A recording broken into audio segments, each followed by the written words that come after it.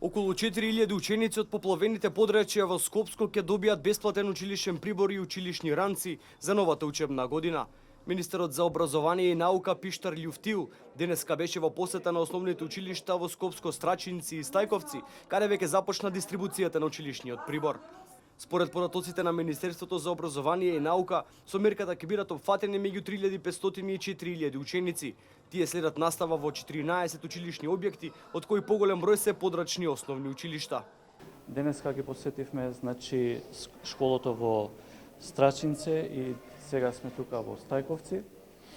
Како Министерството ветивме дека приоритетни цели ќе бидат школите во однос на тоа дека се оближува наставната и септември ќе биде во нормална состојба. Како што видовте денеска, веќе школите се исчистени.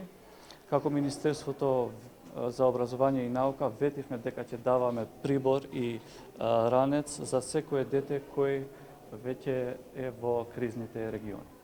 Директорката на основното училиште во Стајковци Ана Петровска посочи дека пристигна и донацијата собрана од македонската амбасада во Франција, која ќе се искористи за реконструкција на кровните конструкции на училиштата во поплавените подрачја и санирање на штетите направени во поплавите.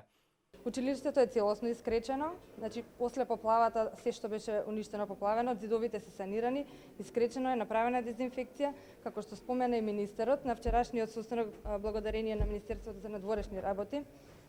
Министерството за образование со помош на нашата амбасада во Франција обезбедена донација со која што првично ќе се санира кровот во подрачното училиште во Страчинци, понатаму како ќе пристигнуваат средствата што ќе се одобруваат од она што сме го побарувале, ќе се санира се она што е потребно.